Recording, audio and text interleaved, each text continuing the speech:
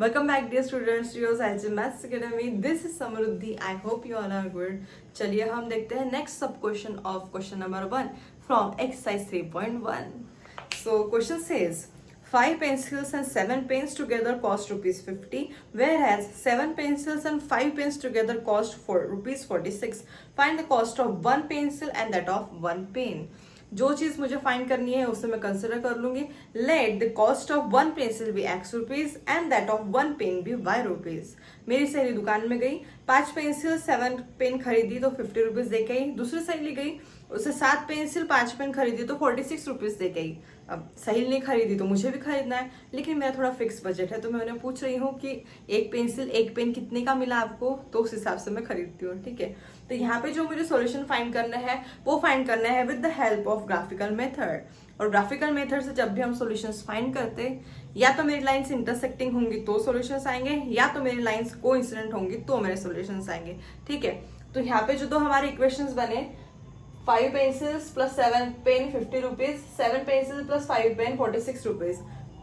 देखो यहाँ पे रेशो कैसा आ रहा है कोएफिशिएंट्स का, 5/7 इज नॉट इक्वल टू 7/5, यानी कि लाइंस हमारे यहाँ रहेंगी इंटरसेक्टिंग और हमें यहाँ पे मिलेगा एक परफेक्ट सॉल्यूशन. तो चलिए वो सॉल्यूशन फाइंड करते हैं with the help of graphical method. तो सबसे पहले हमें ये जो दो इक्वेशंस है या दो लाइंस है, इनके कोऑर्डिनेट्स फाइंड करने पड़ेंगे, तभी हम इसे ग्राफिकली प्लॉट कर पाएंगे. ओके, सो यहाँ पे हमने कंसिडर किया था let x be the cost of one pencil and y be the cost of one pen. From first condition हमने लिखे 5x plus 7y 50. From second condition हम लिख रहे हैं 7x plus 5y equal to 46. अब यहाँ पे हम पहले जो हमारी पहली लाइन है 5x plus 7y equal to 50, इनके कोऑर्डिनेट्स फाइंड कर लेंगे. या तो इसे आप x इक्वल टू लिखो या तो y इक्वल टू. ठीक है, मैं इसे लिखती हूँ y इक्वल टू, तो 7y हो जाएगा 50 प्लस उधर जाके हो गया माइनस y हो गया 50 माइनस 5x अपॉन 7. अब यहाँ पे हम करेंगे कंसिडर x की वैल्यू और उसकी मदद से हम फाइंड करेंगे y की वैल्यूज. ठीक है, अब x की वैल्यूज मैं ऐसे कंसिडर करूंगी कि मेरी एक परफेक्ट वैल्यू आ जाए, फ्रैक्शन में ना आए आंसर. आप चाहो तो फ्रैक्शन में आंसर लाके उसे पॉइंट में कन्वर्ट करके फिर ग्राफ पे प्लॉट कर सकते हैं, लेकिन उसमें फिर आपका परफेक्शन होना. ठीक है, सो मैं तो यहाँ ऐसी वैल्यूज कंसिडर करूंगी कि मुझे एक परफेक्ट वैल्यू मिल जाए. अगर मैंने x जगह पे 15 मतलब 3 पुट करी, 5 is 15, 50 minus when x is equals to 3, मेरा y क्या हो जाएगा 50 minus 5 into 3 upon 7. 50 minus 15 35 upon 7, यानी y की वैल्यू मुझे क्या मिल गई बेटा यहाँ पे 5. जब मेरा x 3 था मुझे y मिला 5, यानी एक कोऑर्डिनेट आ गया मेरा 3,5. थोड़ा सा आपको दिमाग लगाना पड़ेगा, बाकी इजी है. ठीक है, अब नेक्स्ट मैं ऐसा कोऑर्डिनेट लेती हूँ. सपोज अपन ले लें यहाँ पे -3 लूंगी मैं, तो आंसर नहीं आएगा क्योंकि फिर वो 50 प्लस 15 65 हो जाएगा. अब 4 लूंगी अगर मैं, तो 50 माइनस 5 हो जाए 20, 50 माइनस 20 30 अपॉन 7, वो भी डिवाइड नहीं होगा. -4 लेके देखती, -4 लेंगे तो आ जाएगा when x is equals to -4, y देखते लेके 50 माइनस 5 इंटू -4, क्योंकि वो 70 आ जाएगा ऊपर, 7 10 70, minus minus plus 54 20 upon 7, 70 upon 7, y equal to 10. आप चाहो तो कोई भी वैल्यू ले सकते, कंपल्सरी नहीं है कि जो मैं ले रही वही आपको लेना है. मुझे पॉइंट में आंसर नहीं चाहिए, इसलिए मैं इतना दिमाग लगा रही हूँ. आप चाहो तो कुछ भी ले सकते हैं, सिर्फ ग्राफ पे बराबर प्लॉट करना. ठीक है, अब एक और वैल्यू लेती मैं, क्योंकि मुझे मिनिमम तो 3 लेना ही है, 3 से कम नहीं लेना है. अब मैं लेती अपन क्या कर लेते, अब न्यूमरेटर को 0 कर लेते. 0 अपॉन एनी नंबर, आंसर क्या मिलने वाला है आपको वैसे भी 0. सो 50 माइनस 50 करना है मुझे, तो मुझे 5 को किससे मल्टीप्लाई करना पड़ेगा 10 से. तो चलिए, जब x की वैल्यू 10 होती है तो y क्या हो जाएगा आपका 50 minus 5 into 10 upon 7. 50 minus 50 0 upon 7, 0 divided by any number, answer क्या आएगा आपका 0. सो ये कोऑर्डिनेट आ गया मेरा 10, 0. सो यहाँ पे जो हमारी पहली लाइन थी उसके कोऑर्डिनेट्स हमें मिल गए हैं. इसको अब मैं ग्राफ पे इजीली प्लॉट कर सकती.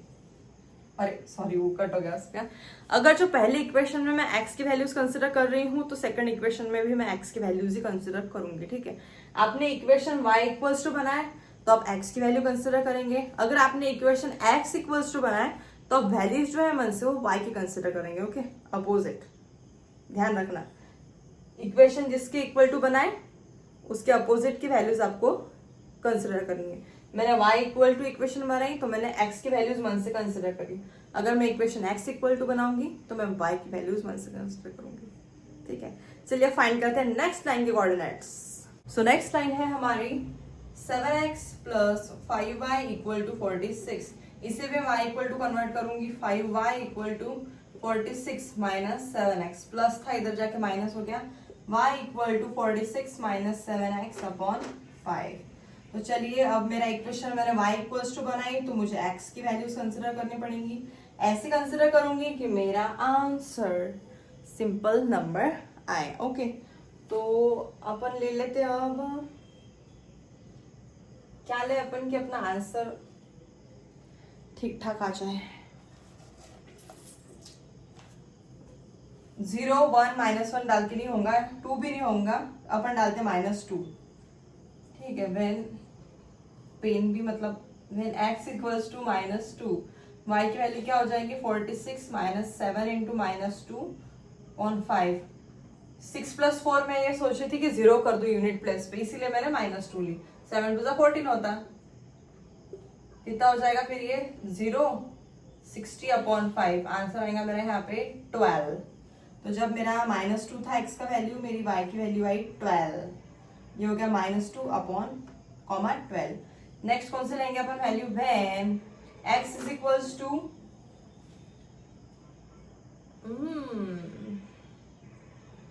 21 ली मैंने यूनिट, तो 6 - 1 5 हो जाएगा। तो अपन ले लेते हैं यहाँ पे 3, x इक्वल टू 3, तो y हो जाएगा 46 minus 7 into 3 5, y equals to 46 minus 21 upon 5, ये हो जाएगा 5 25, 5 5 सा 25।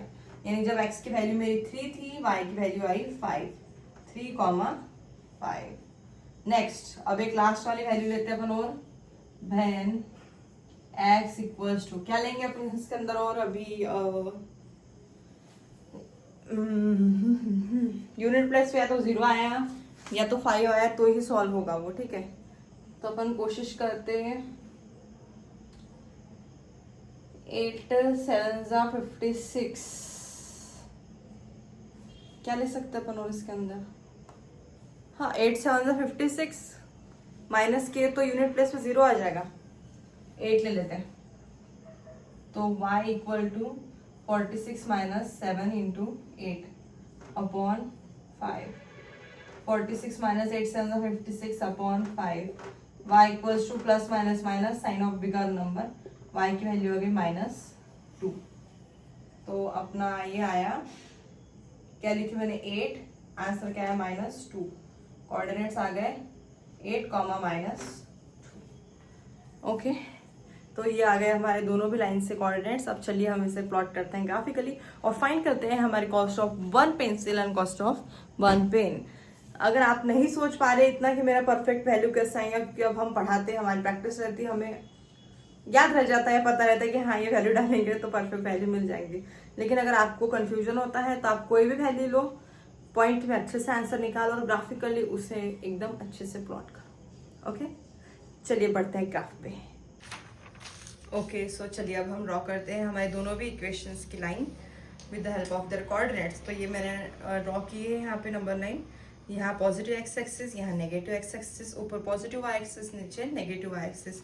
मैंने ऐसा ग्राफ ड्रॉ करी क्योंकि मुझे मेरे कोऑर्डिनेट्स पता चल गए थे कि मैक्सिमम मेरे y पर 12 आ सके और x पर 10 आ सके। ठीक है, तो सबसे पहले इक्वेशन के हमारे कोऑर्डिनेट्स क्या थे, 3, 5, यानी कि x का 3 और y का 5। तो ये हो गए यहाँ पे 3, 5, इसे नाम दे देंगे हम 3, 5। नेक्स्ट था हमारा -4, 10, x का -4, y का 10, तो ये जाएगा -4 और ये 10, b -4, 10। नेक्स्ट क्या था बेटा हमारा 10, 0, यानी कि y का कोऑर्डिनेट 0 था, x का कोऑर्डिनेट आ रहा है 10, ये यहाँ पे कॉर्नर में हमारा, इसको नाम दे देंगे c, 10, 0। चलिए इसे ड्रॉ करते हैं हम प्रॉपर थोड़ी आप लंबी स्केल लेना, ठीक है, मेरे पास छोटी है। तो ये यहाँ से तीनों भी मेरे पॉइंट्स जा रहे हैं उस लाइन से, ठीक है। ये हो गया हमारा फर्स्ट इक्वेशन की लाइन, जो की थी हमारी फर्स्ट इक्वेशन क्या थी, 5x + 7y = 50। अब नेक्स्ट लाइन के कोऑर्डिनेट्स प्लॉट करेंगे हम, जो कि थे हमारे -2, -12, -2 और y का 12, उसका नाम दे देते e, -2, 12। नेक्स्ट था 3, 5, 3 और ये 5 यहीं से जा रही, इसको नाम दे देते f। 3 जान तो एक ही कोऑर्डिनेट भी ए कंसिडर करते, कॉमन आ गई 3, 5, ठीक है। मतलब मेरा पॉइंट यही आने वाला है इंटरसेक्शन का 3, 5 पे। नेक्स्ट क्या है 8, -2, x का 8 और y का -2, इसको नाम दे देंगे f। 8, -2, यानी कि मेरी जो लाइन है अभी ये सीधी जाएगी इसके अंदर से 3, 5 के अंदर से, ठीक है। लॉन्ग स्केल ही यूज़ करना बेटा, क्या तो दिक्कत आती मुझे जैसे आ रही अभी। तो देखो अभी जो मेरी दोनों लाइन से, ये किसका इक्वेशन था बेटा, कौन सी इक्वेशन की लाइन थी ये, 7x + 5y = 46। सो ये फर्स्ट इक्वेशन की लाइन हो गई, ये सेकंड इक्वेशन की लाइन हो गई। सो यहाँ पे अब हमें दिख रहा है हमारा पॉइंट ऑफ इंटरसेक्शन कहाँ पे आ रहा है, 3, 5 पे, यानी कि यहाँ पे कॉस्ट ऑफ 1 पेंसिल हो गई आपकी 3 रुपीज़ और कॉस्ट ऑफ 1 पेन हो गया यहाँ पे आपका 5 रुपीज़। जो x का कोऑर्डिनेट आया मेरा 3, वो है कॉस्ट ऑफ पेंसिल, और जो मेरा y का कोऑर्डिनेट आया वो है मेरा कॉस्ट ऑफ पेन।